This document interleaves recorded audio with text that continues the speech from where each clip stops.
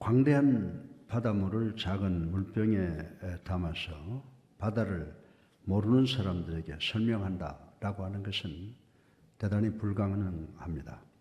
마찬가지로 3주 동안에 성령에 관해서 성령에 관한 지식이 없는 사람들에게 성령을 설명한다라고 하는 것도 불가능한 일이라고 생각을 합니다. 여러분은 예수님을 믿는 즉시 성령은 하나님이시며 삼위일체 중 삼위이심과 전지전능하시고 무량광대하시고 무소부재하심을 배우게 됩니다. 따라서 여러분은 성령은 신비한 힘으로 역사한다고 믿고 있으나 성령은 신비한 힘이 아니라 인격을 가지고 개인적으로 역사하신다고 생각을 바꾸어야 합니다. 구약의 선지자 요엘은 요엘서 2장 28절로 29절에 성령에 대한 예언을 이렇게 하고 있습니다. 그 후에 내가 내 영을 만민에게 부어주리니 너희 자녀들이 장래일을 말할 것이며 너희 늙은이는 꿈을 꾸며 너희 젊은이는 이상을 볼 것이며 그때 내가 또 내 영을 남종과 여종에게 부어줄 것이며 누구든지 여호와의 이름을 부르는 자는 구원을 얻으리니. 아멘. 그런데 여러분이 신약 성경을 보면 성령께서 구약에서 나타나신 것과 유사한 방법으로 예수 그리스도를 통하여 나타나신다고 말씀을 하고 있습니다.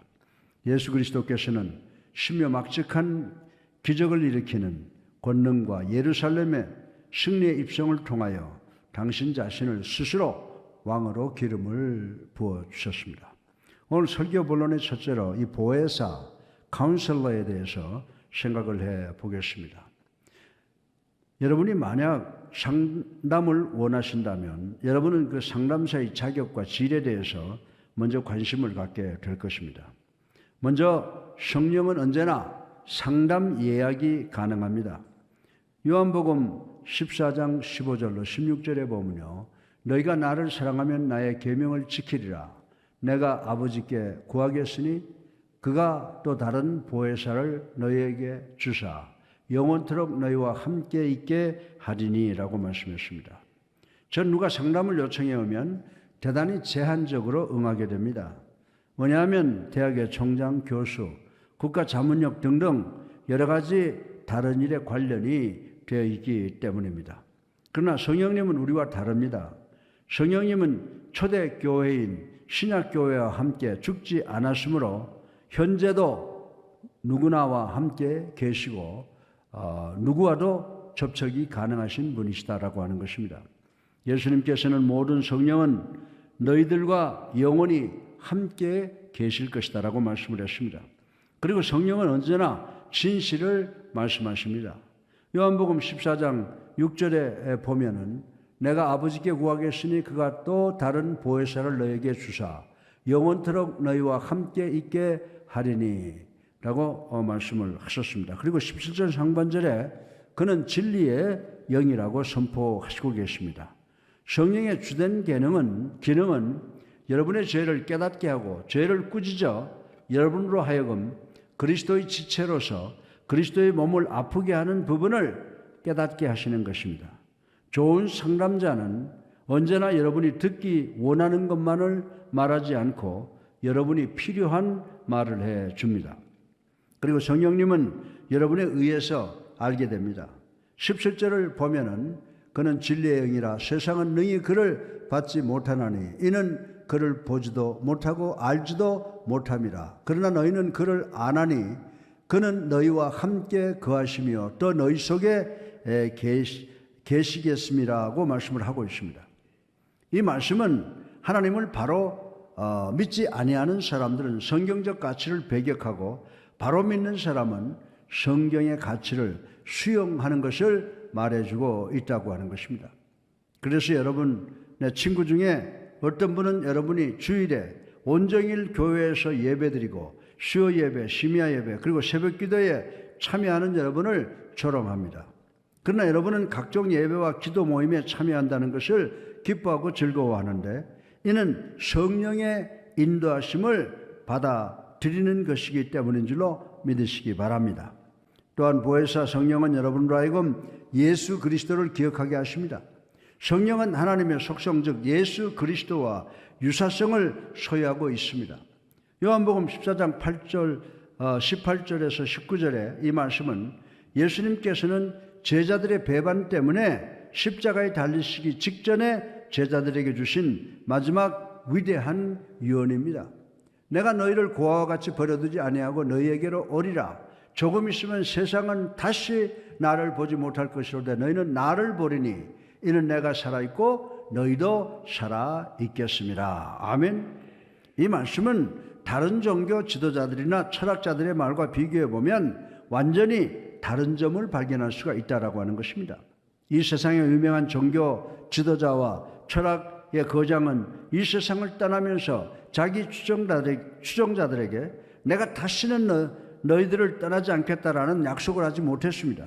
그러나 예수님께서는 그 약속을 하셨습니다. 그러므로 예수님의 제자들은 예수님께서 자기들을 고아처럼 홀로 버려두지 않을 것이라는 사실을 알고 믿었다고 하는 것입니다. 여러분이 여행을 하거나 잘 모르는 곳을 가게 되면 길을 잘 아는 사람에게 인내를 받거나 지도를 받는 것을 큰 특권으로 생각을 합니다. 따라서 성령 강림의 마지막 목표는 안내하는 것이라고 말씀을 드릴 수가 있습니다. 성령께서는 여러분의 삶의 안내자가 되시겠다고 약속을 하셨습니다. 사랑하는 성도 여러분, 여러분이 잘못된 안내자나 자격이 없는 선생이나 자격이 없는 목사에게 진리에 대한 영적 지도를 받으면 여러분은 방향이 완전히 잘못된 것으로 안내받게 되어 이단 속에 거하게 된다는 사실을 분명히 깨달아야 될 줄로 믿으시기 바랍니다. 요한복음 14장 25절로 27절에 내가 아직 너희와 함께 있어 이 말을 너희에게 하였거니와 보혜사 곧 아버지께서 내 이름으로 보내실 성령 그가 너희에게 모든 것을 가르치고 내가 너희에게 말한 모든 것을 생각나게 하리라.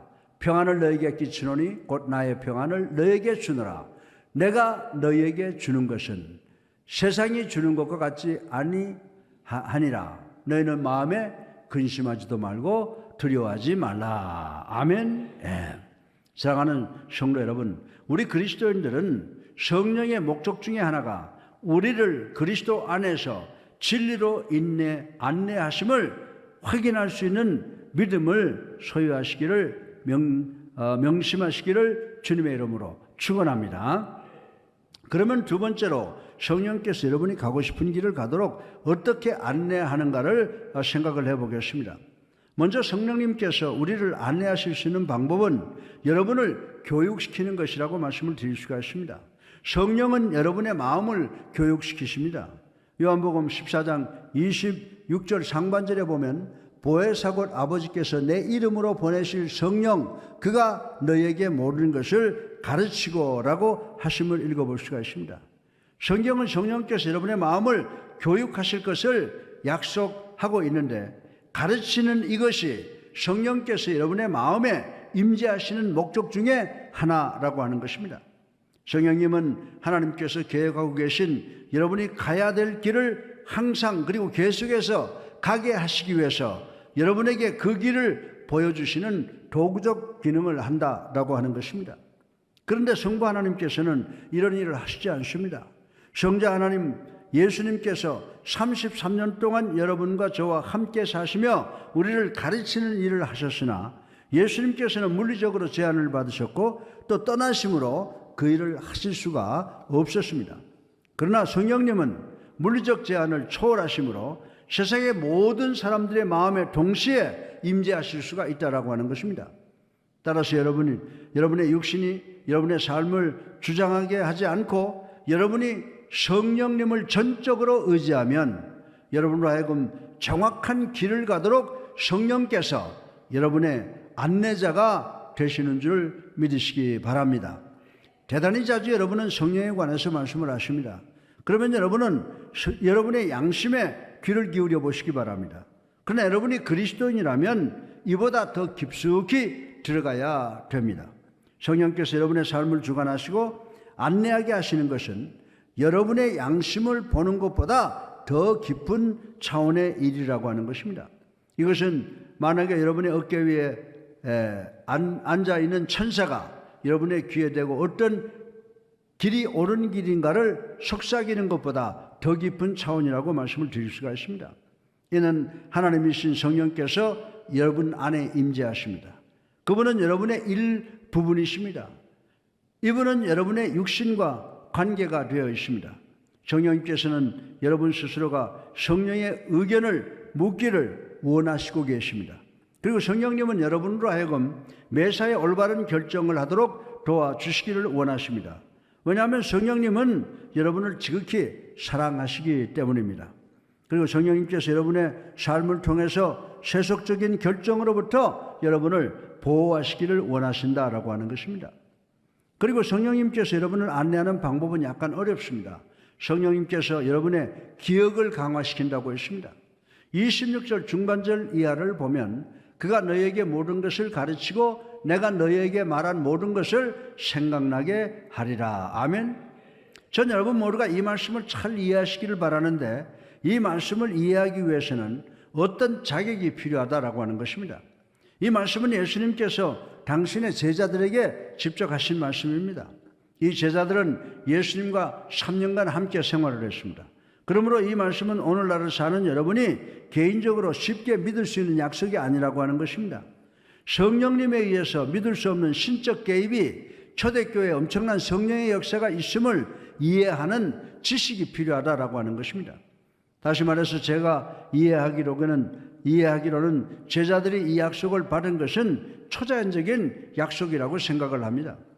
제자들은 자신들이 기억할 수 없는 것을 자신들의 마음속에 기억시켜서 자신들의 사역에 도움이 되게 했습니다. 여러분은 여러분에게 이런 것이 가능하다고 생각을 하십니까? 여러분은 학교에서 여러분이 얼마나 잘할 것인가를 생각할 수가 있습니까? 만약에 주님께서 제자들에게 약속한 그 약속이 가능하다면 말입니다. 사실 여러분은 여러분의 믿음을 나눌 때 지나치게 여러분의 지적 능력에 의지함으로 성령을 잃어버릴 때가 많이 있습니다. 성령이 가장 필요할 때 성령을 여러분의 서재 선반에 얹어놓는 경우가 많이 있다라고 하는 것입니다. 사랑하는 성도 여러분, 여러분의 지혜가 능력이 아닙니다. 잘 조직된 설교에 의해서 능력이 생겨나는 것이 아닙니다. 잘 지어진 값비싼 교회 건물과 시설물이 여러분들의 능력이 되는 것이 아닙니다. 교회 선교 프로그램이 여러분의 능력이 되는 것이 아닙니다. 이 메시지들은, 성령의 능력은 집회나 어떤 모임에서 예수 그리스도에 대한 복음을 전하기 위해서 대단히 중요한 것이다라고 하는 것입니다. 그러나 성령의 감동이 없이는 이런 모든 것이 한 사람의 영혼도 주님께로 인도할 수가 없다는 사실을 우리는 알아야 된다라고 하는 것입니다. 성령께서 여러분을 안내하시고 인도하실 것입니다. 저는 만나는 사람마다 복음을 전하려고 애를 씁니다. 그러나 어떤 친구는 오랜 시간 동안 복음에 대한 이해가 없습니다. 그런데 어떤 친구가 제게 오더니 목사님께서 오래전에 제게 하신 모든 말씀을 기억하지는 못하실 것입니다 라고 했습니다. 그분 말이 맞습니다. 제가 여러 사람을 만나서 많은 성경 말씀을 전했기 때문에 제가 그분께 무슨 말을 했는지 기억을 못합니다. 그러나 그분이 뭐라고 말합니까? 목사님의 말씀이 큰 도움이 되었습니다. 그런데 솔직히 말씀드려서 그 말씀은 목사님의 말씀이긴 한데 목사님한테서 온 것이 아닌 것 같습니다 라고 하는 이야기를 하는 것을 들었습니다. 저는 이 말을 들을 때 그가 하는 말이 무엇인지를 정확하게 알고 있습니다. 그러면 그분이 예수 믿게 도운 분이 누구십니까? 성령님이 하신 것인 줄로 믿으시기 바랍니다. 성령께서 여러분을 대신해서 말씀해 주신다라고 하는 것입니다. 여러분이 어떤 사람을 복음으로 변화시키려 할 때 성령님께서 여러분이 그 사람과 대화에 참여한 모든 것을 생각나게 하시는 줄로 믿으시기를 주님의 이름으로 축원합니다. 셋째로 성령께서 여러분으로 하여금 두려움을 사라지게 해서 여러분을 안내하시는 방법은 인도하는 것임을 생각을 해보겠습니다. 우리 27절을 한번 다시 보겠습니다. 평안을 너에게 끼치노니 곧 나의 평안을 너에게 주노라. 내가 너에게 주는 것은 세상이 주는 것과 같지 아니하리라. 너희는 마음에 근심하지도 말고 두려워하지도 말라. 아멘. 사랑하는 성도 여러분, 여러분의 육체의 권능으로 살기를 원하십니까? 아니면 여러분은 성령의 권능으로 살기를 원하십니까? 주님의 영, 즉 성령께서 여러분의 길을 안내하실 때에 성령께서 여러분의 발걸음을 인도하시는 줄로 믿으시기 바랍니다. 여러분이 주님의 길을 걷게 되면 성령의 뜻이 성취되는 것을 깨닫는 여러분 되시기를 주님의 이름으로 축원합니다.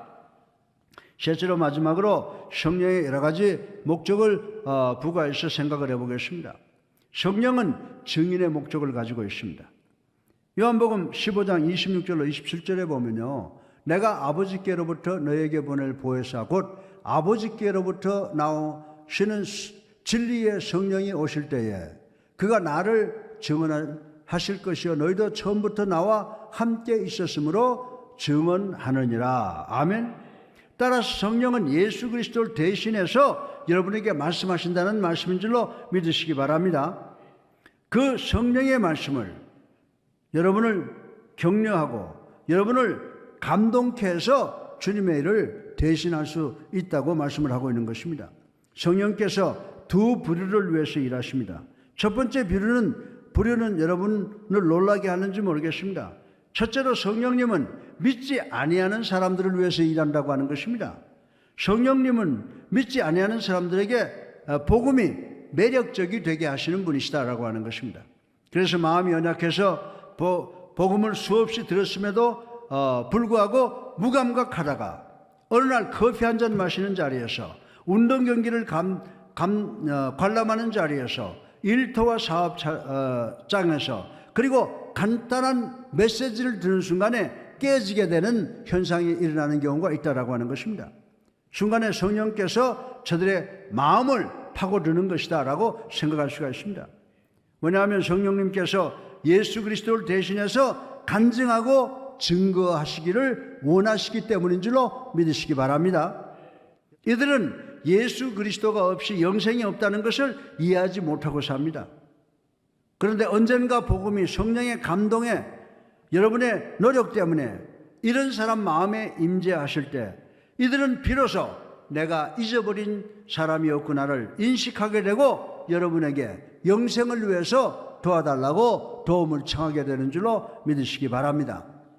사랑하는 성도 여러분, 성령을 믿지 아니하는 사람들의 마음에 감동을 주어 저들의 관심과 주의를 끌게 해주신다고 하는 것입니다. 이는 여러분의 소망이 저들의 가슴에 정립되게 하여 저들이 마음의 복음을 받아들이게 돼 저들을 구원하게 되신다라고 하는 것입니다. 저들이 예수님이 저들의 구원자가 되기를 바랍니다 라고 고백하게 된다라고 하는 것입니다. 그리고 성령의 도움으로 예수님은 나의 구원자시며 하나님의 아들이십니다라고 고백하기를 소망하게 된다라고 하는 것입니다. 그러나 성령께서 믿지 아니하는 사람들만 구원하는 것이 아니고 믿는 사람들의 마음속에서도 역시 역사하십니다. 성령님을 개인적으로 믿는 자의 마음 안에도 역사를 하신다라고 하는 것입니다. 그래서 여러분도 예수님을 대신해서 복음에 대하여 동참해 질 수가 있는 것입니다. 성령님은 여러분에게 힘을 주셔서 여러분에게 복음을 전하게 하십니다. 여러분이 성경을 들고 여러분의 직장에도 갈 수 있게 합니다. 전십시간에 성경을 열고 읽을 수 있는 용감성을 줍니다. 성경은 여러분에게 지혜를 주십니다. 성령님은 여러분의 철학교수에게 하나님의 말씀을 할 수 있는 명체를 주십니다. 성령님은 여러분의 직장에서 사업장에서 여러분의 직무를 더 잘할 수 있는 용감성과 지혜를 주셔서 복받게 해주시는 분이시다라고 하는 것입니다. 사랑하는 성도 여러분, 성령님께서 여러분이 사람들에게 들고 나가야 되는 메시지를 여러분이 전할 수 있게 하는 것입니다. 이런 일은 오직 여러분 안에 있는 성령님의 도움으로만 가능하다라고 하는 것입니다.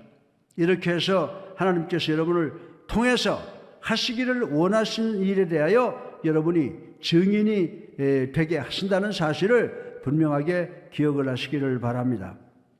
여러분, 성령을 볼 수도 만질 수도 없습니다. 그러나 성령님께서는 여러분을 보실 수가 있는 줄로 믿으시기 바랍니다. 그리고 성령께서 역사하시면 여러분에게 믿을 수 없는 사건이 일어난다라고 하는 것입니다. 따라서 여러분은 그런 특별한 사건을 일으킬 수 있는 하나님을 소유하고 있다라고 하는 것을 믿으시기 바랍니다. 이 하나님은 상상도 하지 못하는 엄청난 사건을 만드실 수 있는 분이시라고 하는 것입니다.